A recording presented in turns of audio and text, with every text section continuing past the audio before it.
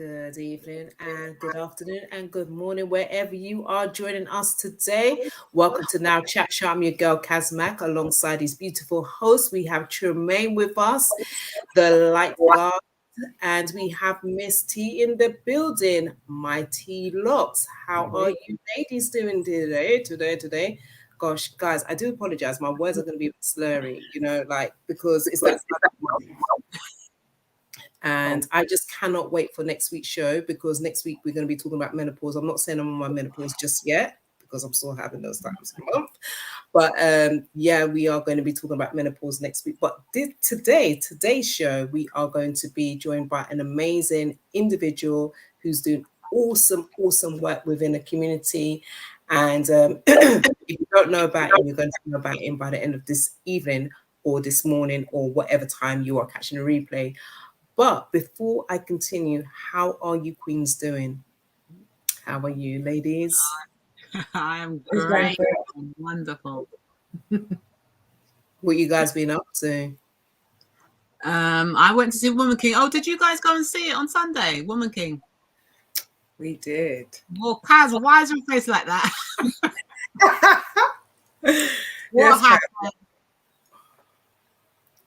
I think that's going to be for a review. Okay, all right. Or do you want next review? Yeah, we need to do a review. Yeah. Okay. All right. What do you think? Because we've got like 3 minutes, I think. What was your views? I thought it was good. I enjoyed it, but being honest, I don't know if I was just expecting a bit more, but like the 7 of us went and I was speaking to people at work. Everyone loved it. 10 out of 10. It was so good. And I did really like it. I'll give it an 8, but I don't know. I still was expecting something else. I don't know, but that's just me. But it was still really good. I love John in it. He was wicked and the English actors. But yeah, that's my spill on it so far. Miss T? I enjoyed it. I thought that I would have got more. I'd probably give it a 5-6. I think my most favorite bits in it was the choreography in terms of the fight scenes. I love that. I do. The violence. So yeah. But John, I liked John, but it's not really difficult for him to play because he is African. Nigerian. It didn't have to stretch him. Do you see what I'm saying? Yeah. But it was nice to look pan. And that guy, who was the guy? He was nice to look pan too. Who was the one that was selling the slaves, that was selling his own people? Not him. The one that was with him. And are you talking about the white man? What white man? Who are you talking about? The white man that came to buy the slaves. Yeah. Are you talking about Malik? The mixed race guy? Yeah. Malik? Yeah. Oh, okay. I was saying that he was nice. Okay. All right. So I'll see how you feel about that. But to me, I thought he was nice. Okay, so what did you think of the movie, Kaz? Mate, it was triggering. I was triggered. You was? Yeah. That was my spin in it. For Miss T, I was like, T, I'm triggered like this. I'm not feeling this movie. It really bothered me. It really did. I think what it did for me, it was in terms of like the costumes, the wardrobe, amazing. Yeah. But I think it's just my mind is just quite deep in terms of it's just seeing how the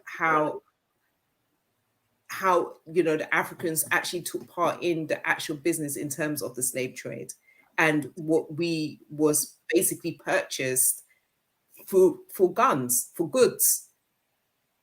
That was the exchange. Do you get what I'm saying? So I was looking at it from a different perspective. I wasn't looking at it based on the storyline. I was looking at it more about their actual participation in the slave trade business. I just couldn't get past that because we don't have that conversation. It's always about the colonization, but we're not talking about what their actual contribution was towards it. you know, and that's where I found it quite triggering. That was just for me. Yeah. Okay. Well, mixed opinions, but yeah, no, I understand what you're saying. It's true. They that's not talked about as much. So you know the part that we or our ancestors played in slavery and stuff. But yeah, but I guess it's such a big subject that maybe one week we could touch on it or go into it a bit more. But Definitely. yeah. I think it would be great to even have, like, say, Culture Mark, Charmaine, and even, you know, even Brittany and Sandra, and, you know, just various different individuals that we've actually had on the show, having them on the show talking and sharing, because I think we need to educate ourselves with regards to that, because it just goes to show in terms of, you know, you had a certain set of people from this village against that village, and, you know, the tribal against each other. So it was a case of selling those people then who were then enslaved, who were then, you know, then taken as being slaves, you know what I mean? So it's just their participation. I think we do need to talk about that, because I think that's the division. But overall, it was a great experience what Sammy done in terms of, the, you know, it was a full house. The vibes was nice. The energy was amazing. Yeah, it was a good little turnout still. Okay, that's good. That's good. Yeah, it was a good turnout. Alrighty, so let's just talk about a few of Fernanda's flies on there. Yo, yo, yo, what's good? Fernanda's flies in the building. Guys, don't be shy. We like communication. So if you're in the building, let us know you're there, and so we can holler at you. We do want to just mention a few upcoming events that's going to be taking place. One of them being the Lewis event, which is going to be this weekend, called African Spiritual Practices. If you haven't been watching, if you didn't watch last week's show, please do check it out. Make sure you catch the replay, not today, maybe tomorrow or after this show. But this is what to expect at African Spiritual Practices, which is taking place this weekend. And if you are interested in going, I am going to share a link to you. But bear in mind, it's there's only a few tickets, so if you know, if everything sells, it sells, and that's it. Basically, you just have to purchase the ticket and get half price. But here's a video for what you should be expecting this weekend if you're coming down or want to come down.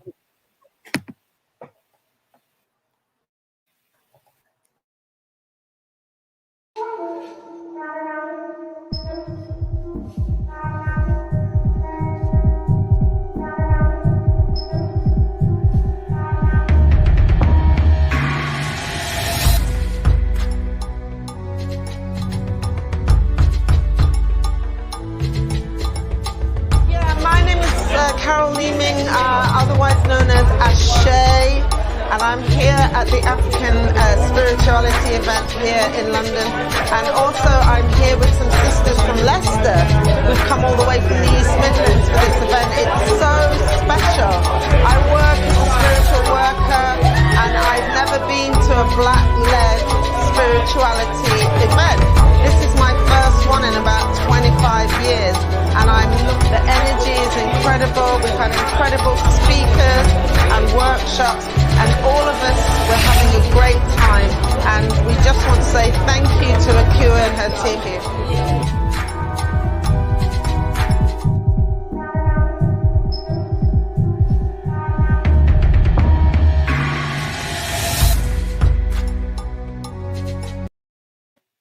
So guys, that's going to be taking place this weekend. So if you want to find out more about the event, do by all means get in contact with African Spiritual Practices. You can send them a direct message via Instagram, or just send us a message, and we will endeavor to answer those questions or lead you into the right direction. But I did mention before, I will be sharing a link which you will be able to purchase or get a free ticket, but it's obviously subject to availability. So if you're going to act and you do want it, you have to act real quickly on that.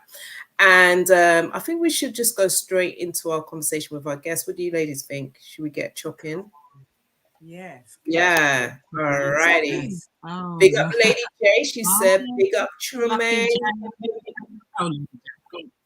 All right, so we can bring Verral in. Now, Verral is an advocate for homeless people. Now, this young man, I had the privilege and the honor to interview him a couple of years ago, myself and Kwame McPherson. We interviewed him when we was on radio, I Live Radio, Big Up Yourself. And I'm telling you, this guy, his heart, to me, I call him the walking Black Christ, say 46, age 46 for men, and for women, it's about 42. People sleeping on the street are almost 17 times more likely to have been victims of violence. More than 1 in 3 people sleeping rough have been deliberately hit or kicked or experienced some other form of violence whilst homeless. Homeless people are over 9 times more likely to take their own life than the general population. I think that is something that, is really of a massive concern. I don't know if you've seen any videos. There was video footage of individuals actually targeting homeless people and just beating them up for no reason. Recently in my local park, they actually set fire to a man sleeping, a homeless man, and they killed him. They set fire to him. He burnt alive in his sleep.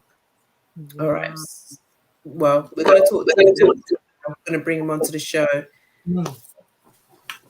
Good evening, Verral. Hi, everyone. Hi, Verral. Hiya.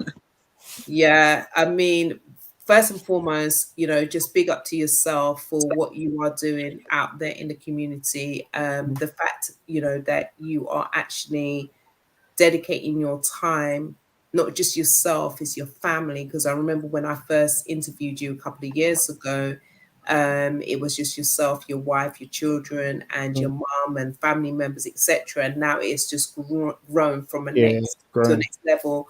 But for those who are catching the replay, for those who are live with us now, just want to really kind of first and foremost, we want to ask you, how are you? And then we just want to get chopped up straight into the conversation to how it all started. Yeah, I'm good. I think one of the biggest problems I had was anxiety, especially social anxiety. I don't have that anymore, and that's, I guess, understanding that my problems aren't actually that big in comparison to the problems I'm dealing with on a daily basis. So there's no time for anxious thoughts and stuff. I appreciate that. So yeah, that's one of the biggest changes. So in terms of health and mindset, I'm a much stronger person now. Good. That's interesting. And would you say the anxiety, like you said, it kind of is gone, it's shifted because you're now serving others? Yeah, 100%. I mean, it will be bold to say this, but I think sometimes, especially with a lot of anxious people is based on thinking about self all the time. And if you take your chain of thought out, whether you go on a bike ride or you go for a walk, and you stop that chain of thought on your own self, it stops a lot of your anxiety. And in that term, if you look at it from that perspective, anxiety can be quite selfish because you're only ever thinking about yourself and your kind of health and mental health. So if you kind of put others first and you serve others, you end up protecting yourself at the same time. Yeah. And they say anxiety is a part of thinking about the future and stuff. You're worried about the future. They say depression always is you're cognitive. You're always running 10 steps ahead. Worrying what can go wrong or what might happen. But, 100%. Yeah, but I hear you, and I really agree in terms of what you're saying about when you serve others. But at the same time, I think in a sense there's got to be a little balance because you have to be good as well to be able to help other people. Yeah, so 100%. Balance, 100%. Yeah. Miss T, remember you just before we put Verral on, you was sharing about that somebody actually set a homeless person on fire. Yeah, it's awful. And my local park, little bit triggered because for me, I've been homeless. My family was homeless, I should say. So my father used to be in the armed forces. And when we came back from Germany, back to the UK, we didn't have anywhere to live. And that was tough. It can happen to anybody. And the thought of somebody being cruel and unkind to somebody because they don't have a home, like seriously, with what's going on right now, it can happen to anybody. And we need to be more thoughtful and more caring, more kind to people that are around us, because you never know, one day it can be you, and you're going to want and expect kindness as well. So I just think, you know, can't be going around bullying homeless people. What, you feel big, you feel bad because you've got something that they don't have. Listen, it can be gone in a blink of an eye. Yeah. So 100%. yeah, so I really commend you. I commend you, Verral, and I have some things to give to you, to donate to you. Oh, bless. Thank you. I appreciate it. Thank you. Good. So what I wanted to ask you was, you know, when you first, like, because this all started during the COVID, during the, you know, the peak. It was during the peak time of the lockdown, right? Yeah, when everyone thought I was mad. Tell us a story. We want to hear. I want to know. I want to go into the beginning. Yeah, like how did you approach the first person? So I think I might have said this in my first one. So when I first started, right. So this logo here is one of my logos for my brand. It's called C86ers. So What does that mean? So C86ers. So Cream was the first company I ever had, which was a graphic design company. 86 was the year I was born, and then Ers kind of like encapsulated to be in a group of people. So it was supposed to be a streetwear brand, but in order for any streetwear brand to kind of be successful, you have to have a target audience. So I picked mountain biking, just like Slazenger would have tennis, or Adidas would have had Run DMC when they started. So that being said, I picked mountain biking, and I was getting people who lived in my area. Some, I think, had one person who lived in Glasgow, and what we would do is we would go on bike rides together, and it would kind of bring a family atmosphere. And then obviously through having a group, an audience, you'd then have people buy the merchandise because you wasn't charging for rides and whatnot. So everything was fine. And then during lockdown, we kept having these different rules and regulations of things that you can't do and things you can do and whatnot. But as a bike group, we kept together. There was 34 of us at the time. And, you know, the bikes were booming.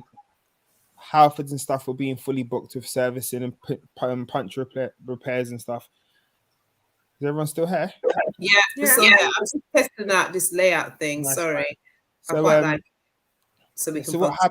what happened then was I decided, to basically say to the group, you know, we ride for ourselves all the time. Let's do something for the community.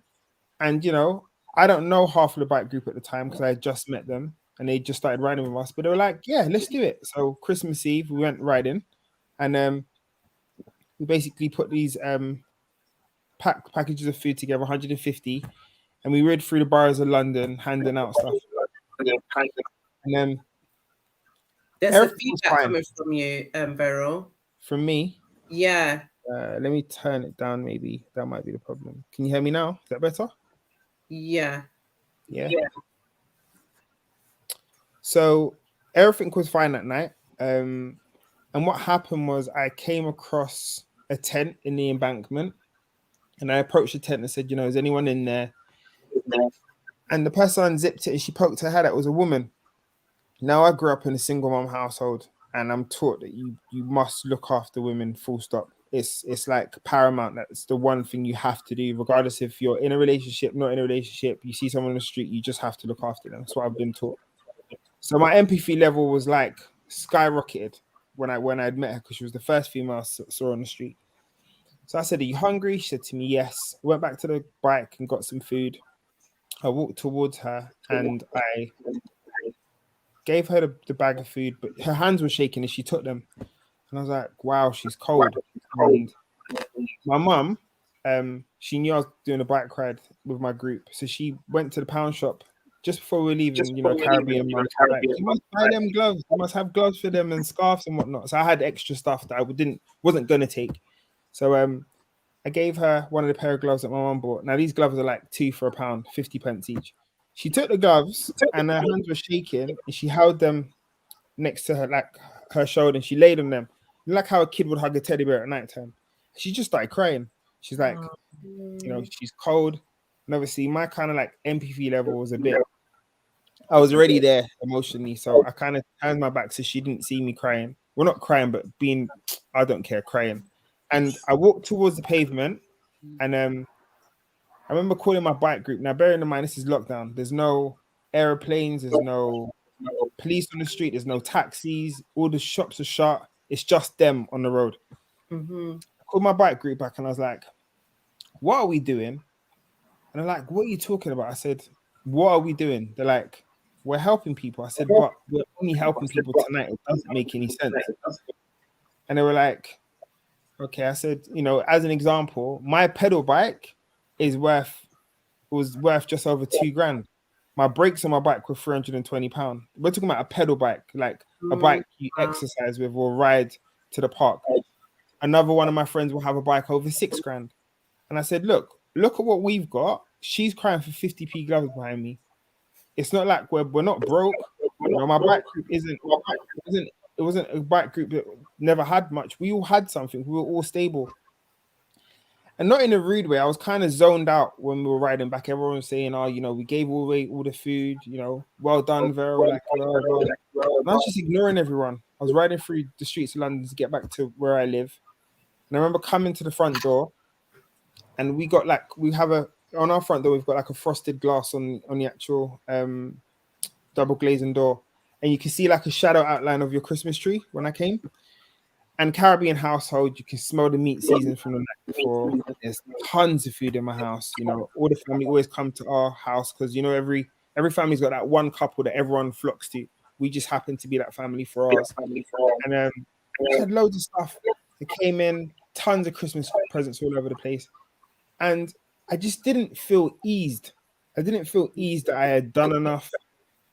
And as I laid down, I kind of felt really emotional because I started flashback into all the people I had met that night, to pulling up to someone with a cargo bike or a box in front of a bike full of food and stuff, and people just flocking to that box and taking stuff out, and like as soon as you've given it to them, taking it out of the packet and eating it on the spot before they've even had a chance to say thank you. I'm so hungry. And I just thought this is nuts.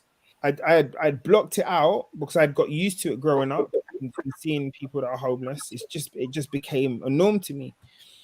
And I remember Christmas is running. I'm eating, but I'm not eating. I'm snacking, but I'm not snacking. And January comes just before New Year. Boris Johnson says, "Right, we're going into Tier 5." And in the public announcement with that stupid little box thing that he stood in front of with that whole "stay safe" crap, he's like, everyone stay home, stay safe. Homeless people can't do that. Contactless payments, homeless people can't do that. Click and collect, homeless people can't do that.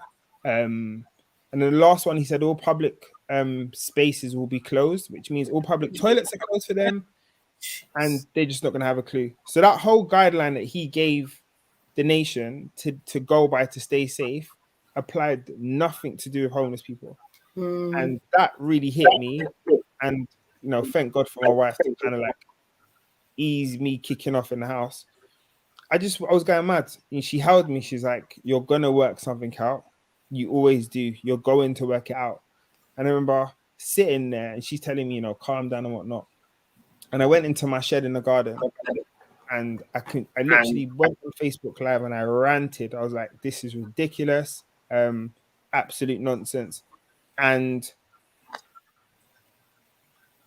social media just took to what I was saying. It hit like 6K views in about an hour and a half. And then the questions started coming in. What's your plan? What are you going to do? And I was like, I don't know what I'm going to do. Now, bearing in mind, I'm in an anxiety state because I've outbursted emotion into social media and now put myself in a position where people are asking me what my next move is. I don't know what my next move is.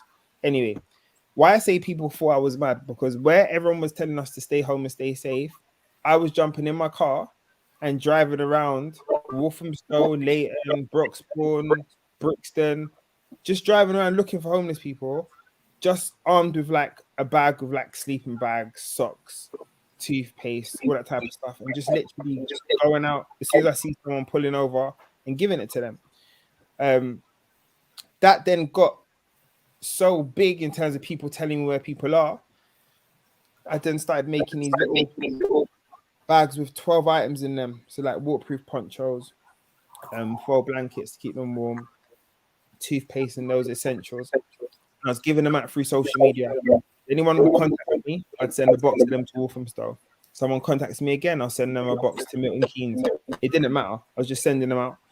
And then the bike group started evolving. So the bike group went from 34 and then went to now 972 bike riders. So my group's very, very strong. Wow. And then things started to happen where people started to see my empathy level for helping people, and people started coming forward. So what happened was, so I'm very initiative oriented. So I have a graphic design background. So I'm very like creative thinker in a sense of the way I think about stuff. So I had a mum message me who I kind of know. I know her from the area. And she said, you know, I got a problem, V. And I was like, what's wrong? She said, it's coming to September and I can't afford to do uniform for my kids.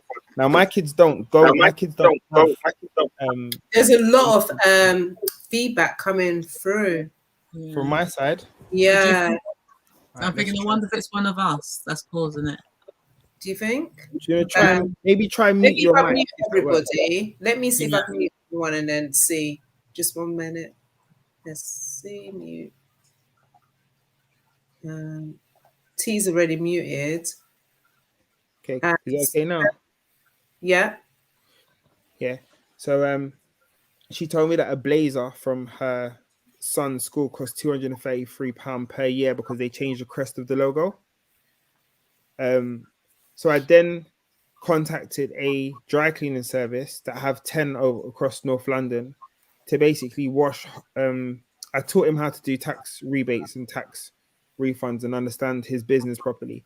So he basically agreed to washing secondhand school uniform for free and basically fixing stuff, and then basically gave that all back out to the community, as well as now washing homeless people's clothes. So if you see a homeless person with like a dirty jacket or something, it's not that they want to look like that. It's because they don't know when the next warm jacket's coming from. So they hang on to it, whether it smells or not. So he now takes their washing in, fixes their zips and stuff with like a replaceable jacket they can wear on the day from me leaving them in the shop. And they swap them over. I then started to use my platform to start targeting corporate companies to help me get stuff in so my community can have.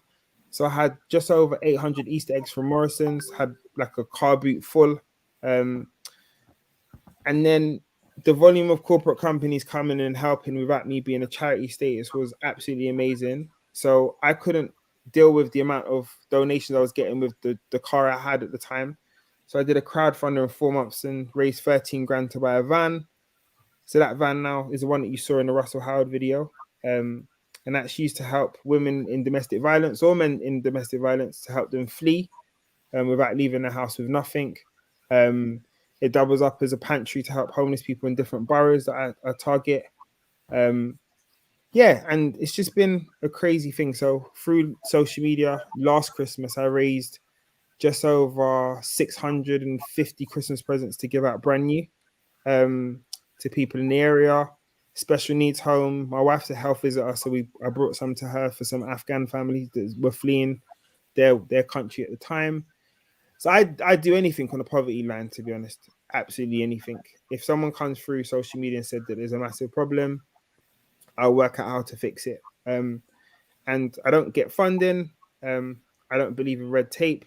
And I think one of the analogies I gave Cass when I first met her and Uncle Kwame was when God asked Noah to build an ark, he didn't say that he needed a risk assessment. Which shows us that, you know, time and time again, we see stories over and over again where you don't need the paperwork. If something needs to be done, the red tape nonsense will stop you doing so much stuff that you want to do, and you just have to get on with it. Because I make more traction than most charities, and that's not even on an ego basis. I just can do it. Because obviously there's the red tape element to everything. Do you know what I mean? And I'm just going to unmute the ladies. Because obviously, you know, when you think about charities, you know, like even if you think about, like, say, cancer research, how long are we going to always be giving money for cancer research? Yeah. Crisis.org. How long is people going to be donating? It's just like it's a job, isn't it? It's you've got people in certain positions who's got to get paid a salary and things like that. So what the groundwork that needs to be done, which in my eyes, no disrespect to any other charity, but I'm just keeping it real.com, you're doing a thing, which a lot of these people are not doing. Do you know what I mean? Because they're just kind of like touching the surface.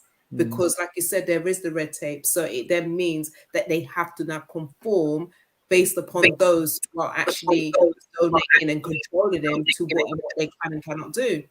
Yeah, 100%. 100%. I mean, just so I can give you a bit of understanding to how red tape works in the charity game is, if there was 300 pairs of socks given to me, 100 from each of you, I would have to document each pair of socks and who they went to. So if Michael got one in Walthamstow, I'd have to document that socks went to him. And I'd also have to have treasurers and whatnot, and I'd have to ask them if it's okay to do these donations or these supply these people with trainers and stuff. I haven't got time for that. I do all the work I do is outside my 9 to 5. What I do is voluntary. It's not a job. I don't get paid for it. It's all voluntary work. So, you know, I just got I got a BBC Make a Difference award. It's for a voluntary category. I'm not an organization. It doesn't need to be an organization. You know, I have, I guess, a gift in a sense to get people to come to me to give me stuff and whatnot. So that on the back of that Russell Howard video, I had about 850 to maybe 900 parcels delivered to my school. And that's Amazon delivery drivers coming with those big cargo bags and saying they're not emptying them, just take the bags. You know, and these are mobile phones, these are SIM cards, these are hand sanitizers, these are socks, these are toothpaste, and they're all in the storeroom. I can't even go through the boxes yet because I'm so busy with stuff. Wow. Because I was going to ask you, how do you how do you take care of yourself? Like, so you have a 9 to 5 job. Pardon, sorry? You have a 9 to 5 job. Have a 9 to 5 job, and I do everything outside work. I work in a primary school, so I'm a behavioral mentor in a primary school. Okay. Wow. I thought that you did this full time because it seems like so much. No, it's just not full time, but because I know I don't have a lot of time, I'm very initiative orientated. And that's to make sure I can spend time with my 9-year-old, my 4-year-old, and my wife. Oh, nice family man. But yeah, okay.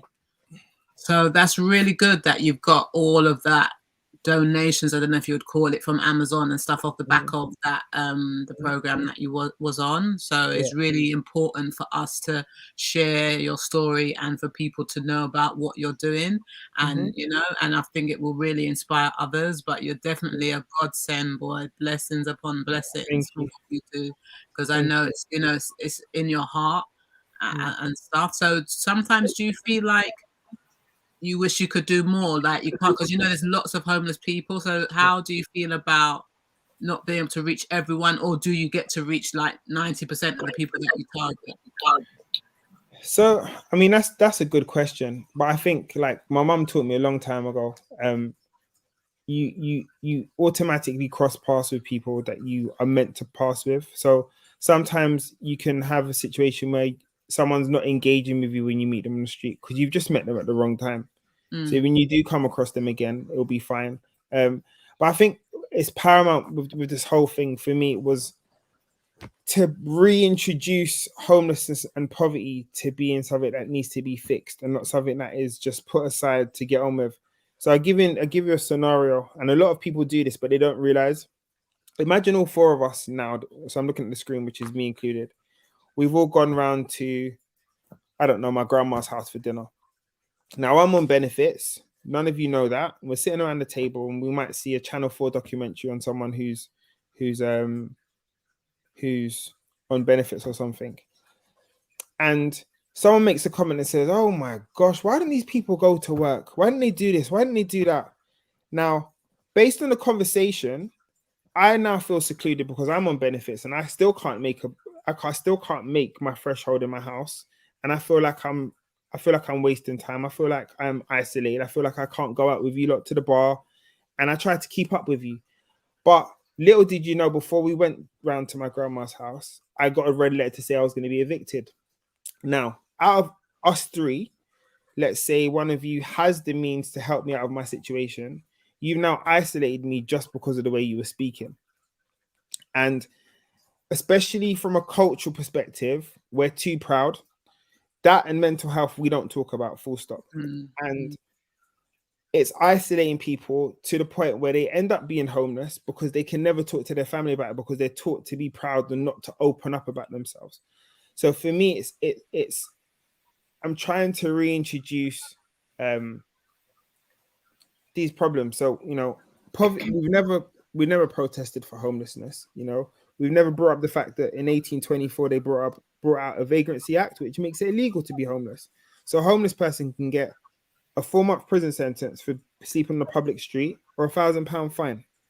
When the spikes came out outside of a supermarket and we had the spikes and the homeless people couldn't sit outside them, that's because that law allowed them to. The reason why police are allowed to move them along or put bars inside benches so they can't lay down is from that law. Now, my understanding is what I try to tell everyone is that a lot of people won't help homeless people. And I get why, because you kind of paint that narrative of they're going to waste the money, they're going to take drugs, they're going to do this, they're going to do that. So let's flip it completely. So to all the viewers that are watching, let's put a scenario in place. So let's say, for argument's sake, mum or dad at home and the freezer breaks down. You have no money to buy a fridge freezer and all the stuff in there, the chips for the kids, the nuggets and whatnot for their after school meals and whatnot are going to defrost and they're just going to go in the bin. So you run out of your house with a utility bill and a bank card. You run into Argos and you basically do a little credit check to see if you can get one delivered as soon as possible. Now, if you go in there and you get a term of 0% interest for 12 months, that's Argos helping you out monthly to be able to afford that fridge freezer. Would everyone agree? Absolutely. Mm-hmm. So why does household after household after household have 0% interest, have low finance cars, but won't help homeless people when they get handouts from corporate companies all the time? Doesn't make any sense. Credit allows you to be able to sustain a level of living. Mm-hmm. If you're able to sustain a level of living, just because they can't have a household to get a bank card from, to now have a credit or a virtual version of themselves in a currency format, it's bad that you can get credit for a fridge freezer for 12 months, but someone can't get credit for a sandwich. When you put it like that. So if you're not going to pay interest on a fridge freezer, let your interest be feeding 2 people a week. That's going to be interest of maybe 0.001. Yeah, if we nitpick again, we look at someone and say, I'm not giving to these homeless people, all they do is drink. Okay, well, let's put that into perspective. A company, let's pull out Guinness, for example. Guinness's net worth yearly is £2 billion. That's nationwide. Okay. Wow. The nationwide homeless people are not giving or buying Guinness's £2 billion. That doesn't how it works. How that works is basically that is basically households who have the means to do these things are sustaining Guinness in that drink industry. It's not homeless people. We've all had Christmas parties or birthday parties, or we've gone to a club where someone can't handle their drink and they're vomiting everywhere. But it's okay because it's in a closed environment. She's had too much drink. He's had too much drink. Legless, calling A&E, going to A&E, calling the ambulance, calling police for drink driving and whatnot. Who cost the NHS and the government more money? Homeless people don't actually trouble no one. It's us. They can't hide it. Yeah, if we look on the flip side and we have a picture on Instagram of someone in a penthouse with a suit on and some girls around him with some lines of coke in front of him. That's deemed to be an image. He's got the money. He's living a fast life. He's snorting and whatnot. But you strip him of everything he's got and put him in a dirty jacket, sitting on the roadside with snorting. He's a scum of the earth. It's only image that allows you to be able to platform these narratives of what is not accepted and what is accepted. You know, we had 180,000 drink driving offences during lockdown. These are times when people should be in their yard, you know. Wow. So if we have 180,000 drink driving offences, that could cost the NHS money in terms of fatalities, car accidents, fire engines having to come out to cut people out of cars, you know, high-speed chases, wasting police time and whatnot in a pandemic. How many people weren't troubling no one? So when you look at the grand scheme of things, you know, especially in the time that we're going into now, it's people who have nothing are actually going to be on top because they're used to not having anything. Those are going to be the strong people. At the end of this day, when this all comes out and people can't pay their bills and whatnot, it will be people who don't have anything that are going to be so mentally strong that they're going to hear people moaning at work and saying, "Oh, it was cold last night." What? I'm used to being cold. So I'm resilient now. You know, when everyone was in an anxious state with what things were going on, I felt like I had a superpower because I was used to being anxious. I was like, why is she crying? Why is she doing this? Why is he doing that? You know, so I think for me, it's to go back to your question of do I feel not in a sense bad, but not being able to contact that many people. I think for me is the more people I can kind of change lightens my workload. Will put people in a narrative of helping. I've had people message me and say, "Why are you doing what you do?"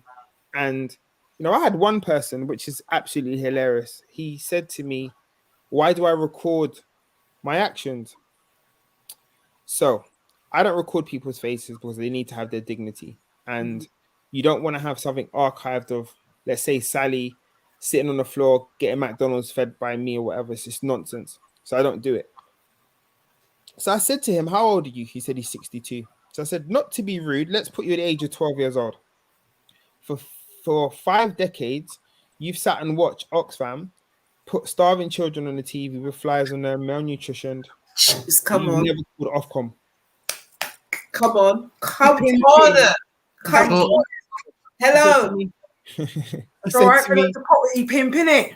He said to me, "Okay, I'm sorry, I get it." Then he was sending me pictures of a coffee argument. Thank you, Verral. With a shot, not with the person's face, but now he's doing stuff at his old age. I said, "Yeah, sick." Wow, that is good. I'm not someone who you can. I'm not aggressive. I'm way not. I'm more emotional based. But if I have an emotion to something, I will work out how a way to just defend myself and just bounce. I don't do this whole making me feel bad for stuff because I'm not actually doing anything wrong. So that's just me. That's just how it is. I just wanted to, sorry, go on, Kaz. Go on, Tremaine. I just wanted to, because you touched on mental health and that, I just wanted to just quickly ask, what do you think is the numbers in terms of the people when you speak to them that mental health is a part of why they're on the roads? Is it a big part of it or not necessarily? I mean, I'll tell you what the biggest part. I think the biggest part is the way society works in all countries. We talk about cancel culture with someone doing something wrong on social media and saying, "Oh, we're done with them," and everyone defollows them or whatnot. But we do that to people in real life. We cancel them. We cancel them based on their mistakes. We cancel them in terms of their wrongs. And yes, there's a sense of rehabilitation with them. But once you're cancelled, you're cancelled. And that cancelling can cancel someone to feel like they shouldn't exist. And they just reside on the street like they don't belong. And a lot of people I've come across have either... So I'll give you one story. I had a guy who lived in Luton. Mummy's boy. Came back to London, started looking after his mum. He lost his house because he wasn't keeping on top of things with rent and stuff because he was looking after his mum. She was ill, terminally ill during lockdown. His mum died within 3 months of him coming down. He lost his house in Luton. He lost his house here in London with his mum because he wasn't long enough there for the tenancy. He's now homeless. That's one scenario. And with his scenario, it stood out to me remembering because that was Easter. I went down to central London because my wife had an appointment. She was in her appointment. I was walking around, looking for some people as I do. And I met him and I said, come, let's go shopping. Because with me, I don't give homeless people food, and I'll explain to you why in a minute. It sounds crazy. But I walked him into Tesco. I said, get what you want. I got my bank card. So we came around the corner and I said, get an Easter egg. He's like, you're going to get me an Easter egg? What? I can pick an Easter egg? And I just thought to myself, what? And he's like, oh, mate, I'm going to have a Yorkie one. Is that all right? And he took the Yorkie one. And I thought to myself, this reminds me of me going shopping with my children. That's not supposed to happen. This is a big grown man whose dignity's been stripped to the point where he's now happy for an Easter egg. That ain't right. So I bought it for him and we've come out the shop. And each time I meet someone, it always triggers me to do more and more and more. You don't stop. I mean, fake people will start at Christmas and then go back to a New Year's resolution of doing yoga or fitness and whatnot and forget about what they did just 3 weeks ago. I don't understand how they do that anyway, but it's a programming.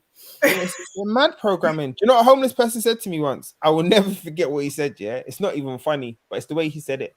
So he said, "You know what, mate? Every time it's Christmas, wherever I am, I always find myself down at Selfridges." I said to him, "Why?" He goes, "As soon as them Christmas lights on, mate. As soon as them Christmas lights turn on, everybody loves us. Everybody wants to give us stuff. Everyone's in the Christmas spirit, and they want to give us hot chocolate and whatnot. And as soon as the lights go, they're all dead robots again." I said, wow. Mad. But that's a reality, though. But that's the programming. That's how we've been, we've been conditioned to be that way. And I think that's why during the lockdown, especially, you had people responding differently to the lockdown, Some people's on furlough, some people's jobs went and things like that. So it was a realization of I could lose my home. Things could change for me. So some people would have a different outlook towards things because even I don't even really watch TV. And then I was always seeing these the adverts with the African children with the flyers. And I'm thinking, I've been to Africa so many times, I've never seen that in my life. But why are they always showing it? Do you understand what I'm saying? That's my family. So why am I always seeing it? And it was pissing me off. And do you know what? And do you know what, Cass, to add to that, yeah? So if we backtrack me 2 decades ago, the current children in adverts now, I was looking at their grandparents. What kind of generational curse are we looking at? Come on. Shouldn't they be at a place where now they've got their own Evian water and they're distributing and they're selling it? How many number ones does Comic Relief have to have? I was wearing red noses in 95. And they're still doing red nose. Oh, no. It doesn't make sense, does it? I'm so glad people are waking up to this. Yeah. Are they really though? But I don't think people are really waking up to it though. Someone like Akon can come and put electric and lights in one whole city in Africa. After we can't even put Oxfam can't even do water wells. Now, from a creative background, you're not going to fly a production team all the way to Africa to film a 3-minute video. You've obviously got archives of it, reels of footage that you can make billions of adverts from. Because to be honest with you, they're no different. Now you got like sponsor a donkey. You lot are taking the mick out of us, to be dead honest.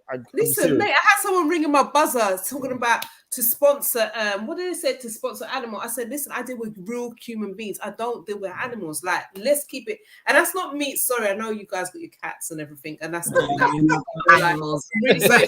Don't come for me. I'm not going to just beat up the cat. I'm not that person. But what I'm saying is, I personally don't understand what happened about us caring for human beings, normal people like ourselves. How we I'm gonna read something to you. Yeah? So I've been battling with something that's happening to me recently, and I'm like my mum will kill me for saying this because I know she's watching. I'm not a religious person whatsoever. I am. I'm I grew up in it, religious.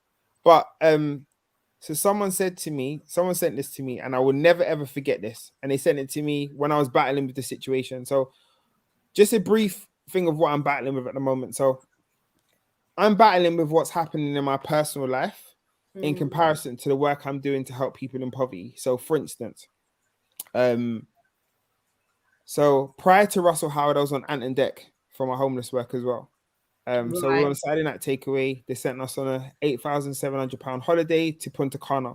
Everything was all included, and it was beautiful. But I battled with the fact that that money was used to go on a 7-day holiday in comparison to actually helping tons of people eat food.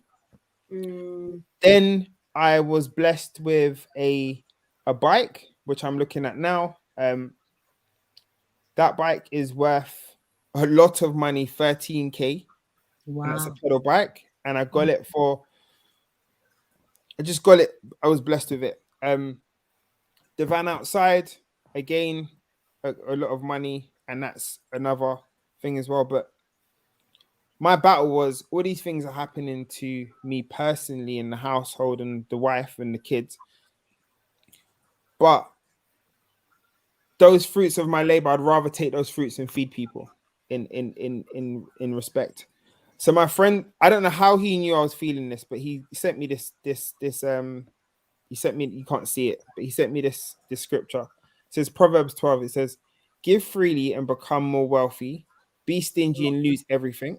The generous will prosper. Those who refresh others will themselves be refreshed. And as soon as he sent me that, I was like, okay, cool. I'm with it. I get it. It makes perfect sense. But I'm not. Sorry. It's a spiritual law. You exactly. give and it comes back to you. You give to the giving a loving heart, and it will come back to you. Verral, you deserve that. You deserve that. You're putting in the work. You're sowing the seeds. You must be looked after. Absolutely. And this is the thing that, you know, because I think I've even mentioned this on the show before. You know, when you see, like, you hear about dons, you know, you hear about certain dons in Jamaica, and they're feeding the community, and you're just thinking why they're just in abundance. It's because it's the law of attraction. You give, and you receive. It's the law of the land. But we have been programmed not to give. Or we just don't want to give, or, you know, it's not enough. Because, you know, you go through a poverty season and you're just like, I don't want to ever be poor again, and things like that. But the thing is, the more you give, it's like, now what I've learned, I may not necessarily have the money, but if, say, like, it's somebody's birthday, I would just say, all right, you know what I'm going to do? I'm going to make them a cake, because one, it's my time. Secondly, the £10 or whatever, the £20 or whatever it is going to cost me for the ingredients, if I can bless that person with it, that's better than nothing. Do you know what I'm saying? Yeah. And I guarantee you, I always get cake jobs. And you know what's crazy? So 7:30 this morning, just before I left to go to work, I got a notification on my Instagram. So a bit of back history. I won't tell you what organization it was. So one of the things you will come across with people who have whenever you hear a company say they've got funding, be prepared to understand that they're tied down with whatever they're doing. So if someone does like mental health, their funding criteria will tell them what they can and can't do within their services. So example, I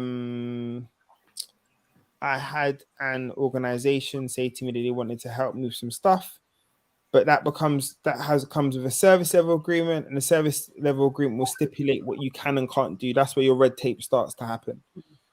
So I'm like a free agent. I can go to any company. I can go to any area I want. I can do whatever I want without any red tape whatsoever.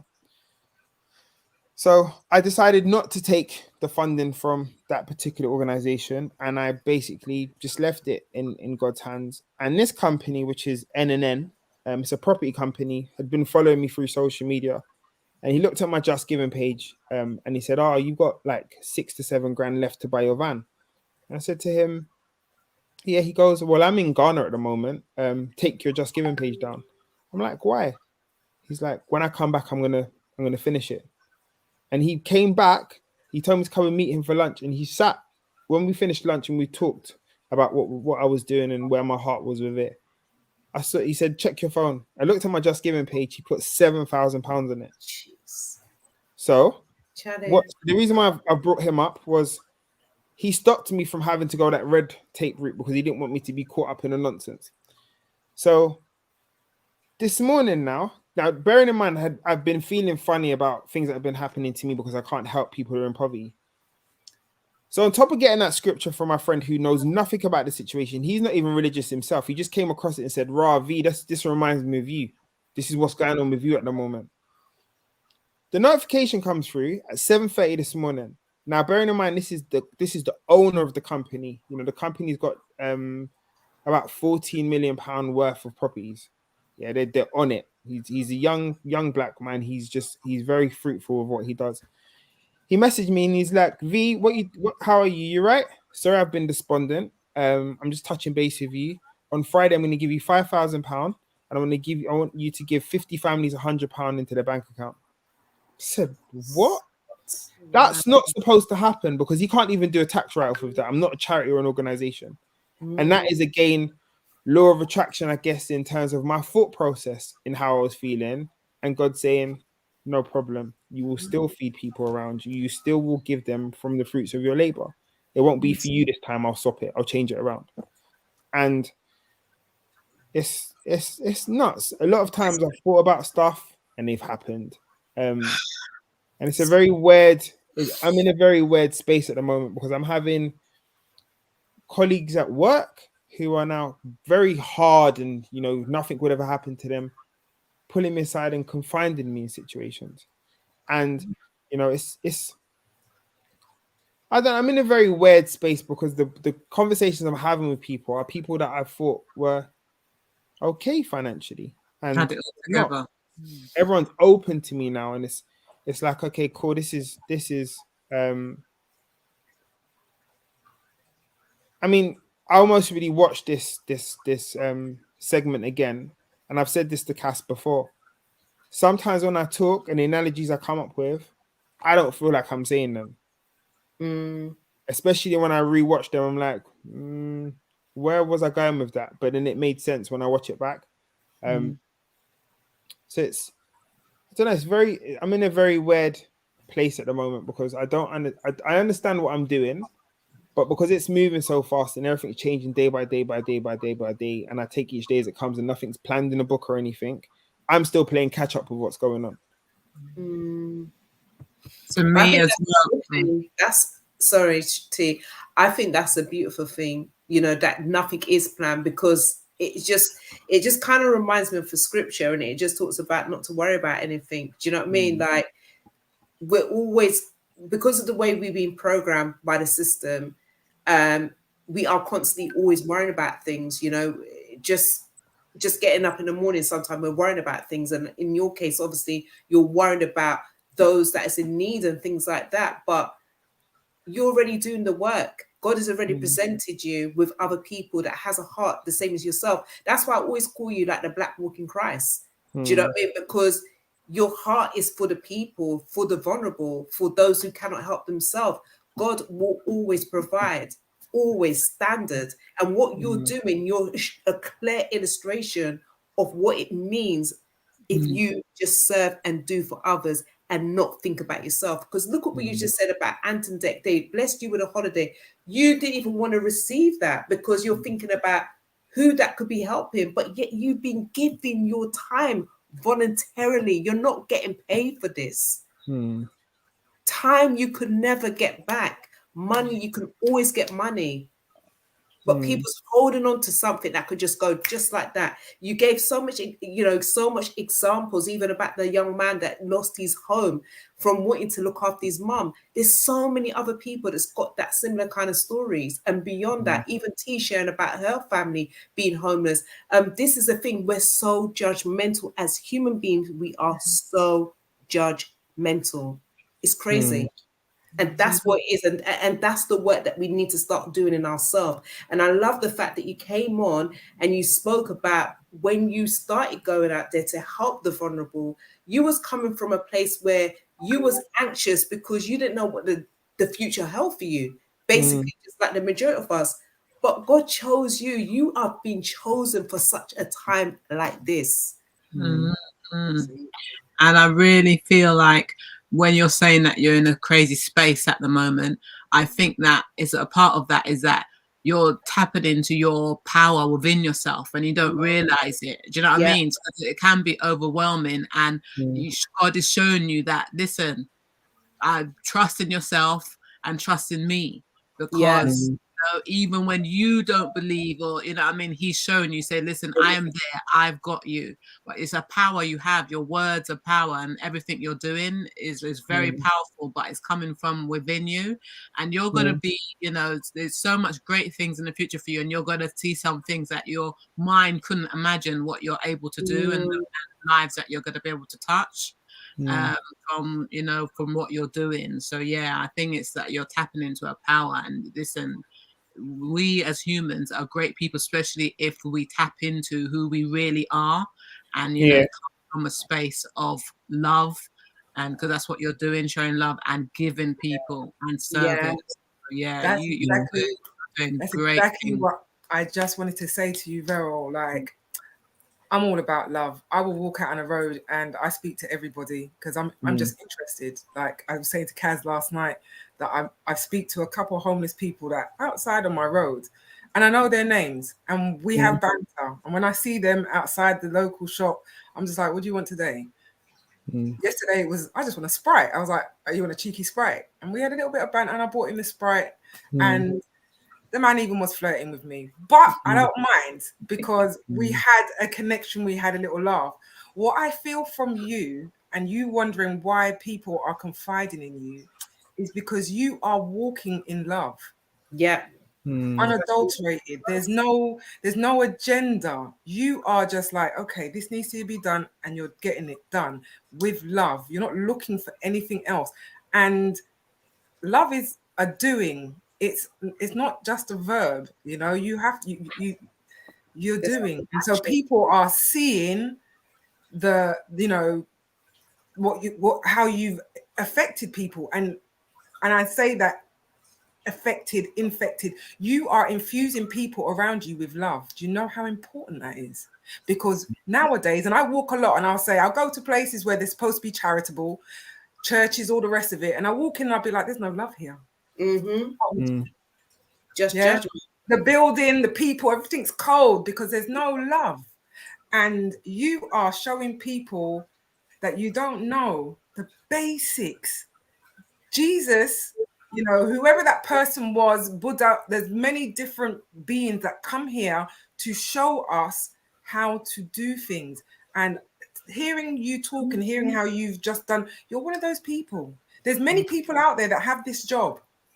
That's your job, is to spread love and to show people how, it's boundless. And that's where we get back to. People have been programmed not to have love, not to have empathy. Oh, don't touch that person. Don't go there. To be frightened and scared. And you have just like, you know what? I've got to do this. I feel it so much.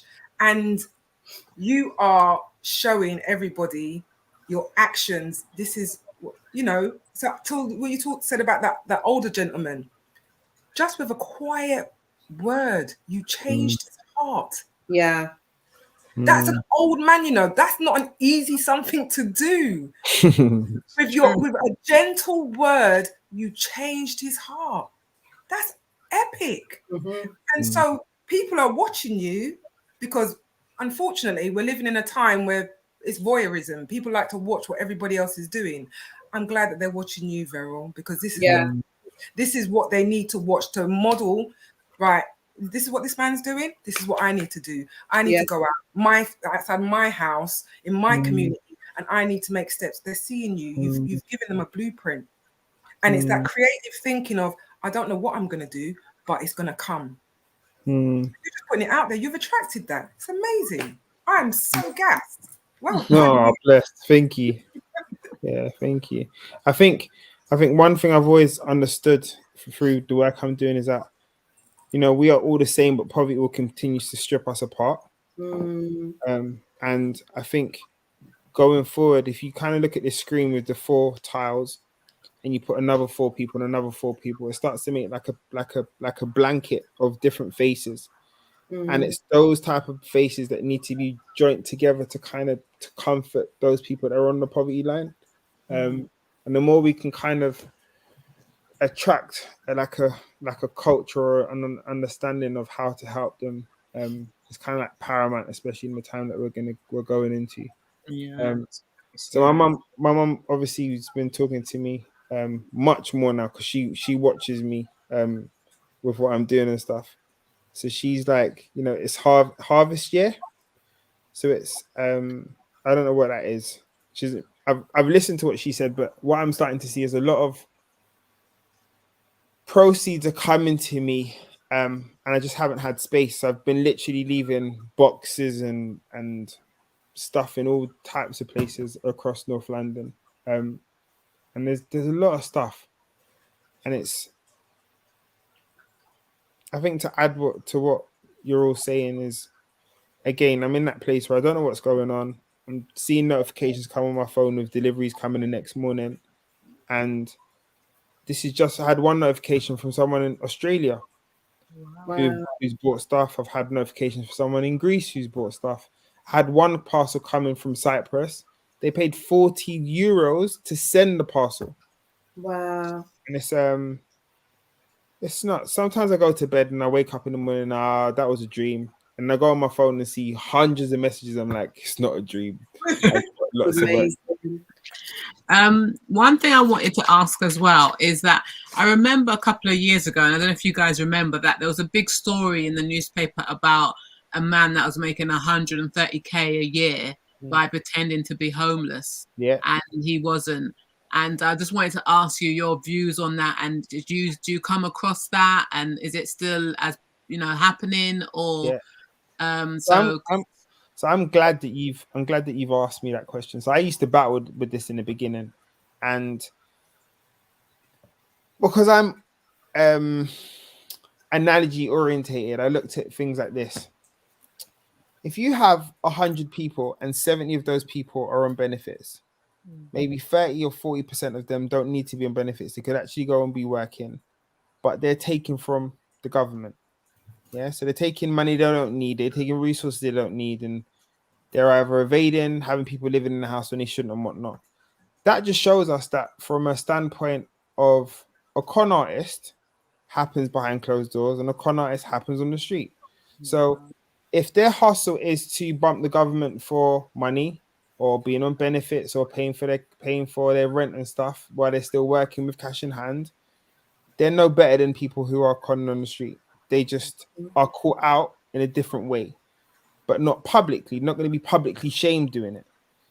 Now, on the flip side again, it's the narrative of if your cousin asks you for a tenner to £20 to put gas and electric on, and you give it to her, your good deed between you and your cousin, doesn't matter what they do with the £20, it's not your problem.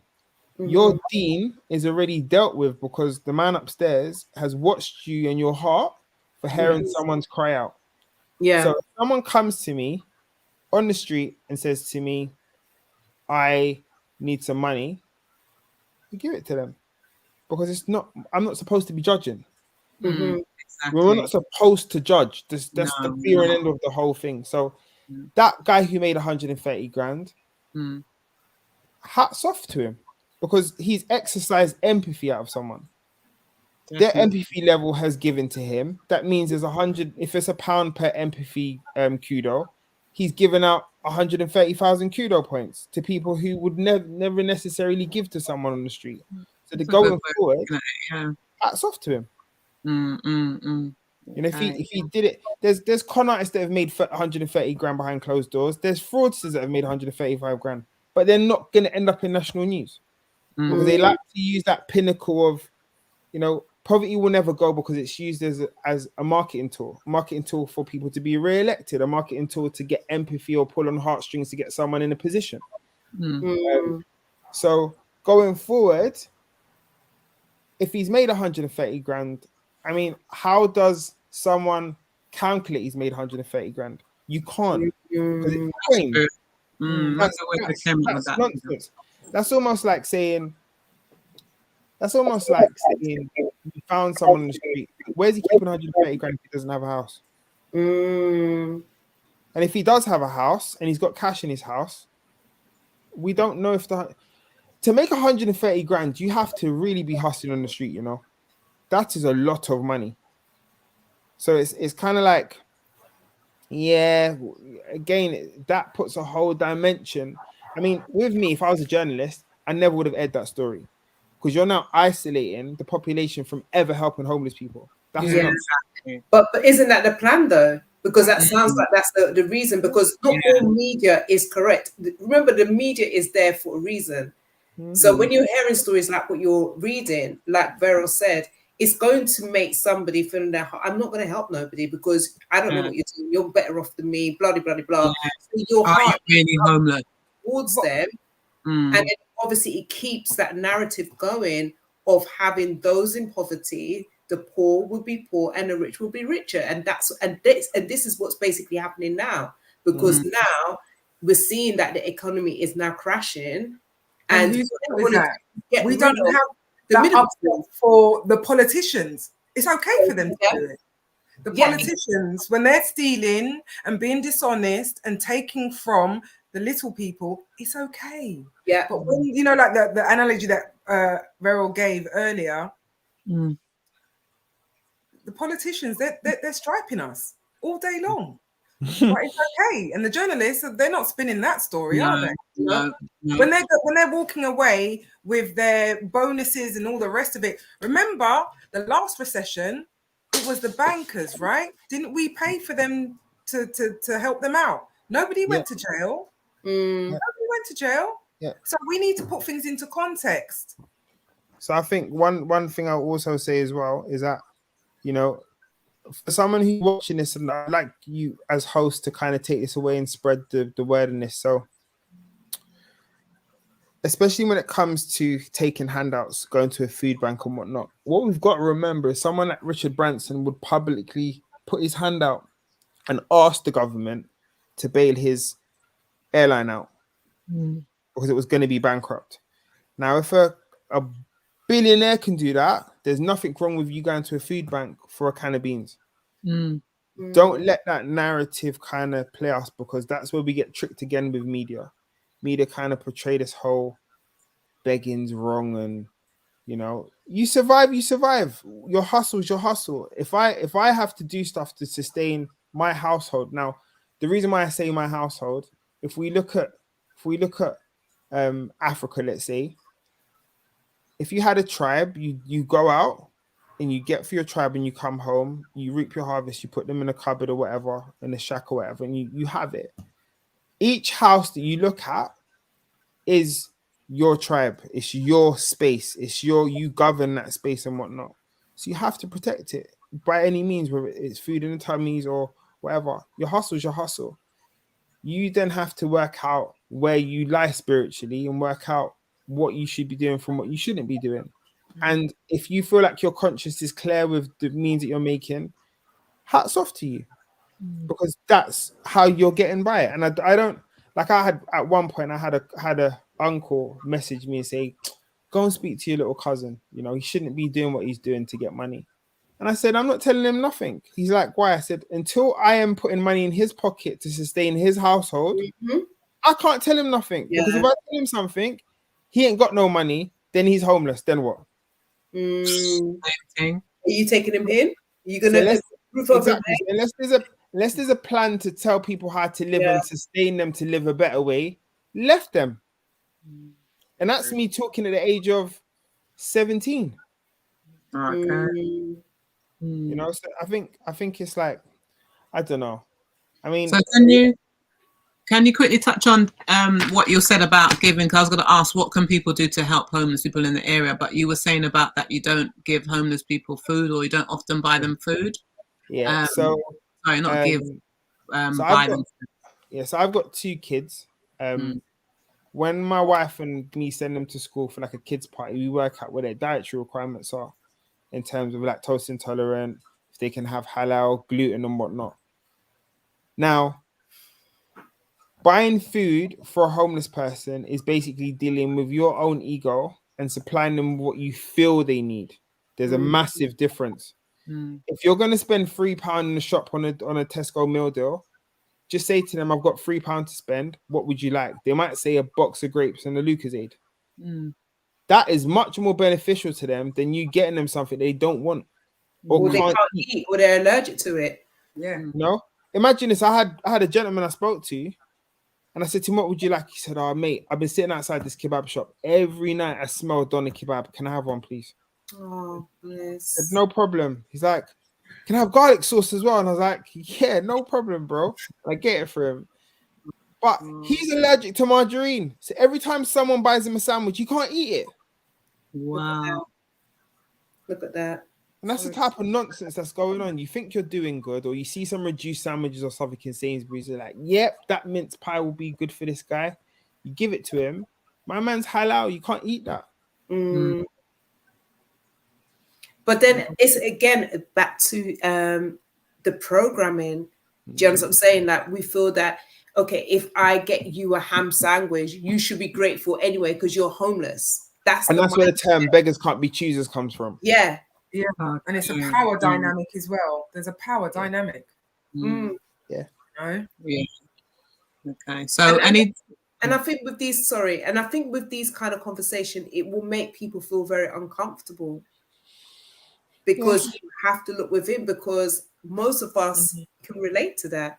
Most of us have been that, or still are practicing that. Do you know what I mean? Kind of thing where it is, well, beggars can't be choosers. You just take what's given to you, kind of thing. But when you break it down, everybody's got a story, you know, why they're homeless. It's not always from a narrative which society is kind of painted to you that, oh, they're bad, they've done this and they've done that. You don't know that person's story. Everybody's got a story. What happened to them? Yes. Why they're in that position? You know, and that's what I think we need to start doing, is have that time, have those conversations with these individuals, because they are human beings just like we are. The amount of times I've spoken to people who are homeless and everything, and it's just like, you sure you got the time to talk to me, kind of thing? Do you know what I mean? Kind of thing. Because sometimes they just want to talk, just like you want to talk. Sometimes they just want to talk as well. Yeah. So we're starting a floating library soon. You're the first to know this. So a lot of the time when people become homeless, after 3 months, you go into what you call survival mode, where you kind of lose your numeracy and your literacy skills because you go into just survival. And that being said, is when they are picked up by the government or authorities that help them off the street, they come back to basically starting life again from a mental health position. So what will happen is I've teamed up with a couple book authors, a couple education companies that supply books and stuff with SATs and GCSEs and whatnot. They're going to give me tons of books for free. And every last Friday of the month, we're going to go with cargo bikes through London and just basically give out books and stuff for them to be able to read. It'd be nice to read a horror story or read a romantic novel just because you've got nothing to do. And that kind of gives you a bit more of a narrative to think about something else as opposed to your situation. Yeah. Imagination as well, isn't it? And I came across one person who I said to him, what do you need? Because I always go back the next day. So if I meet someone and say, what do you need?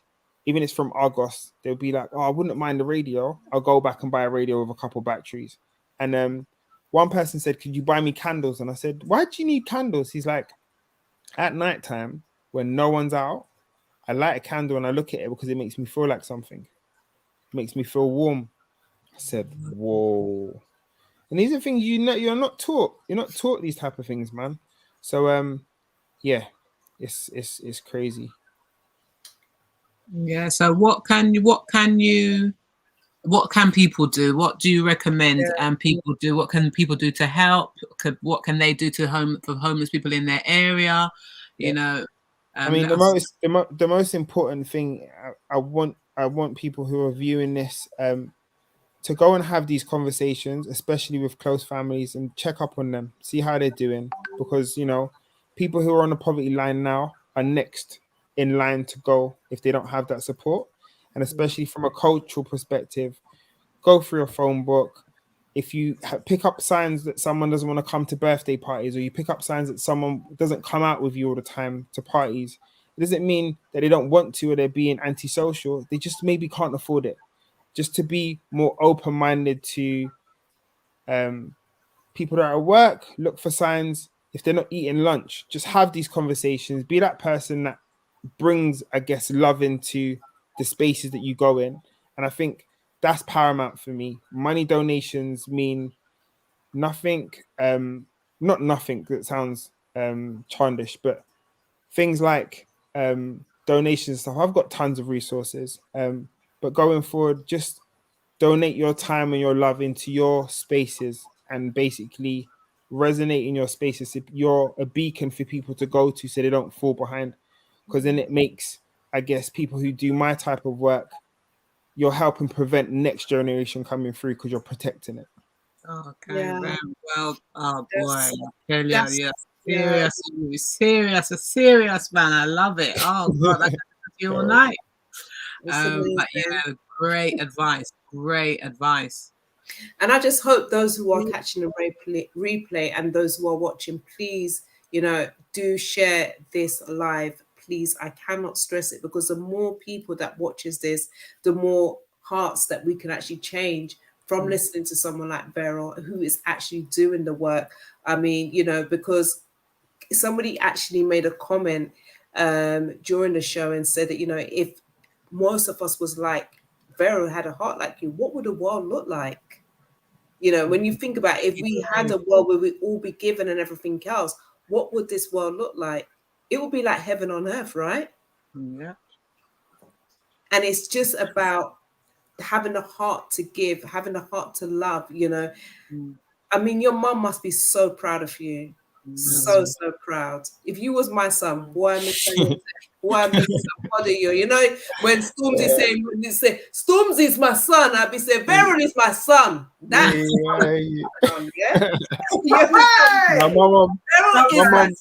My mom's on it, man. Listen. Yeah, my mom, her one son. Jeez. Yeah, my mom's Her one son. Son, your mom done an amazing job. Amazing job. Absolutely. Yeah. My mom's at my grandma's house now, and they're watching this. So hi, grandma. Hi, mom. Big up Hi, yourself, Mom. grandma. Hi, Grandma. You are the foundation of this as well. Yes. Yes. And I think my wife might watch it, but she's in Portugal with her mum and her little sister. So hello to her as well. She's watching. Oh yeah, hello. She's gonna watch it at some point. Hi. Verral, is it possible? Because since I've been sitting here talking to you, my phone has been popping off with people saying, how can I've got donations? How do I give them to him? And I was just like, you need to contact him directly. Yeah. So is that correct? So Instagram is C86ERZ. And it's actually Instagram. up there. It's up It's there. up there. Yeah. So the Verral Paul-Walcott's my Facebook, and then the at C86 is my Instagram. Right. And then just feel free to come through. And I mean, it's not when you give someone context to what they're giving to is better. I don't want people to just have like a donation page and they just donate, but I'd like to have a conversation with the individual first, so they know exactly what's going on with their money. So the majority of the money I have, so what you saw in that Russell Howard video with the food, someone getting the food. So how I feed homeless people is I put £250 behind the till in the restaurant. I work out with that restaurant owner, so that Jamaican shop you saw. I work out with the owner how many curry goats and rice and peas or jerk chickens can I get for $250. We work out a price. He gives me 3 meals on top because I'll give him PR. And then I go out with these little coins and I give them to homeless people I see on the street. And they can go in and get that hot meal or pick that dietary requirement they want at that given time and walk out with no qualms. That's a brilliant idea. Amazing. Oh my gosh, that's so dope. And it's just so simple but so effective, because you definitely get a hot meal as well, and you can get a choice, and it's just man, listen, Verral, like at least you didn't have me bawling this time, because I know you were crying last time. Yeah, the first show I was in tears. I couldn't stop crying because it was just. And I want to big up Verral as well, Verral from Carts of Fashion, because he's the one that approached me and said, you need to have this man on the show. Like, what he's doing, people needs to know. And I was like, okay, let me check him out. And when I saw, I was like, wow. Yeah, And just I seeing remember how that. you've grown from strength from there. Yeah, Yes. it's going well. Yeah, amazing story. National And treasure. amazing. Yeah, Definitely. yeah, Bless. Definitely. Nah, bless. Definitely. But But yeah. before we because we have to wrap up now, because obviously it is time and we have to keep it to time now. I want to ask you a question. Do you ladies have any questions that you want to ask Vera before we wrap up? One more question. No. Who would you consider to be no ordinary? Who, if you can tell us, if you was to say anybody in this world, what would make somebody be no ordinary to you? When you say not ordinary, as in their mannerisms of the type of person they are. They're just not ordinary. They're amazing, whatever. They're just not ordinary. That this is a show is a not ordinary woman chat show. We have inspirational people that comes on the show like yourself. Who inspires you? Who is like that no ordinary person? So there's an uncle I have in who lives in Dubai. So he hasn't been over here my whole life.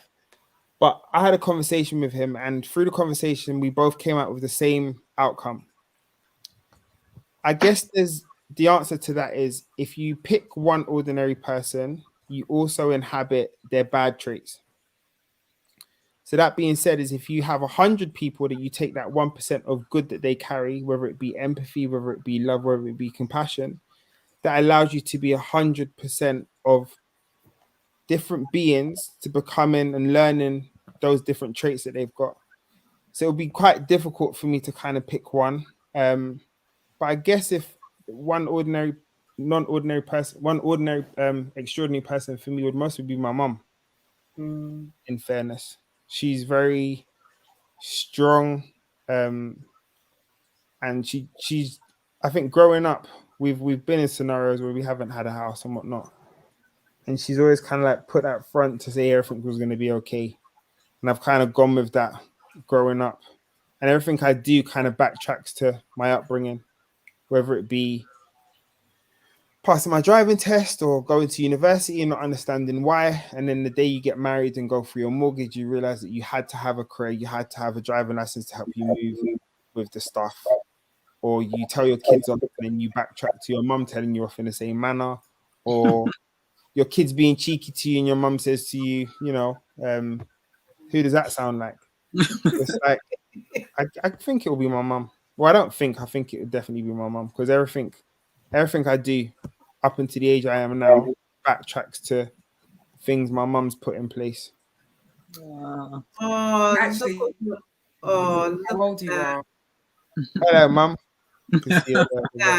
Absolutely proud of you, son. Yes, mommy. Good. Yes, mommy. See, that is so beautiful.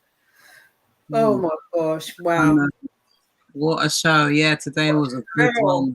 Very good one. I enjoyed it. Verral, how old are you, please? 36. You seem a lot younger. Yeah. But don't crack on. However, the wisdom, for me, this is my last, like the wisdom and the love that is just rolling off of you is phenomenal.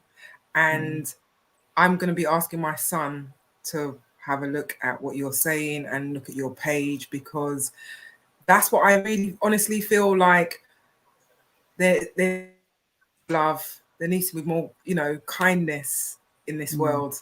And compassion. For me, if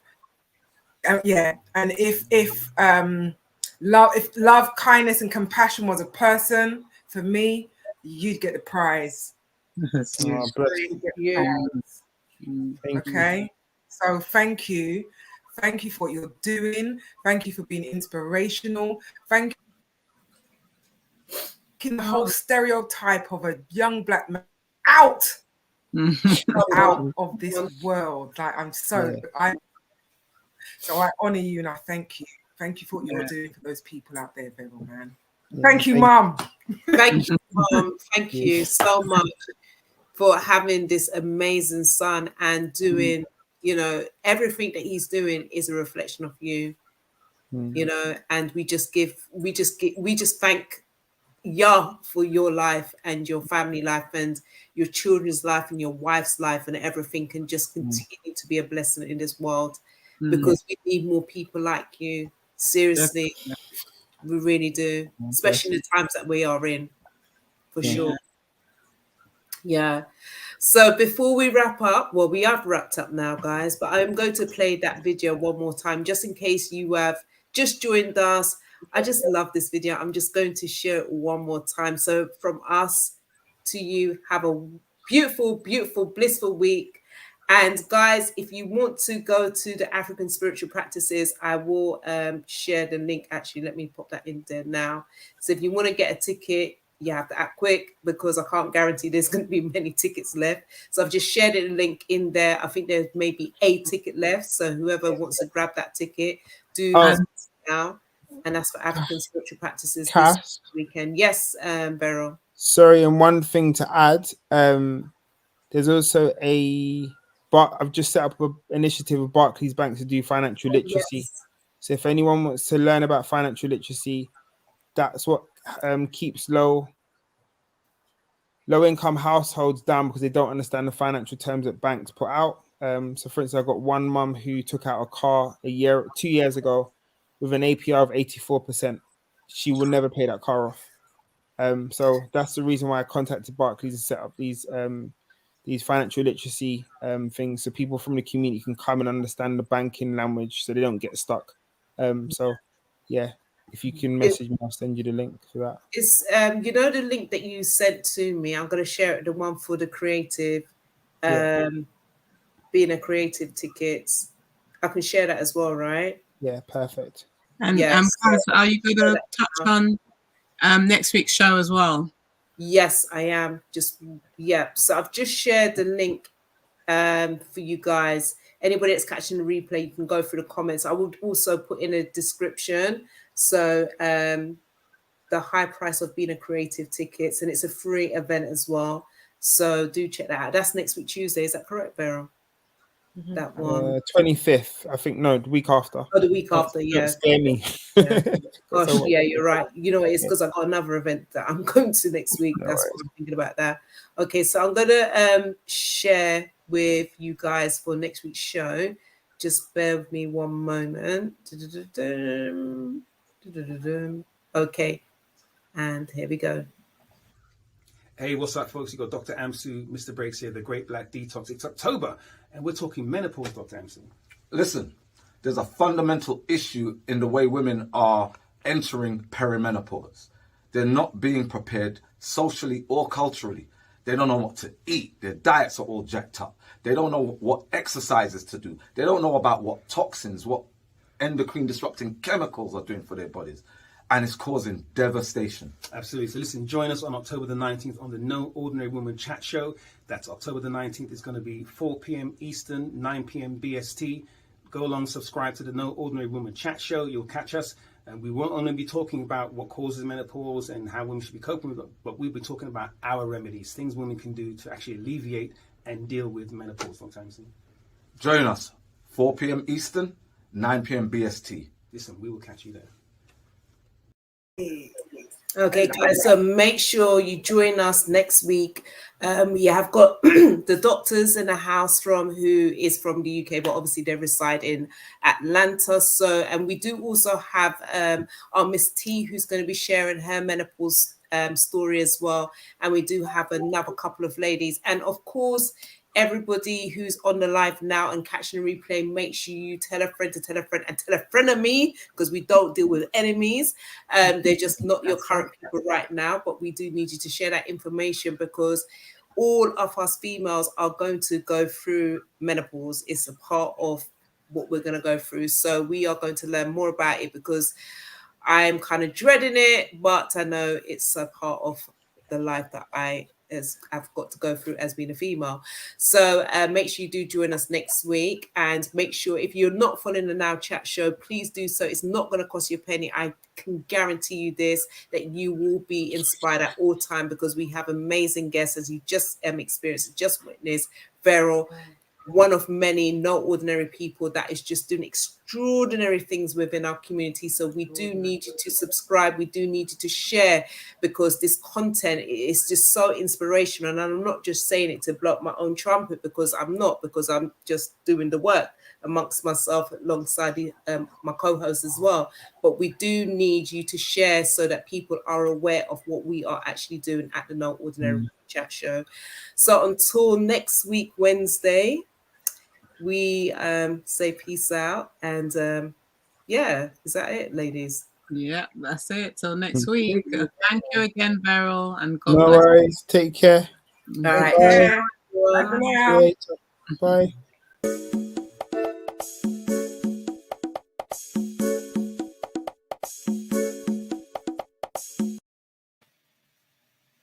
Why is it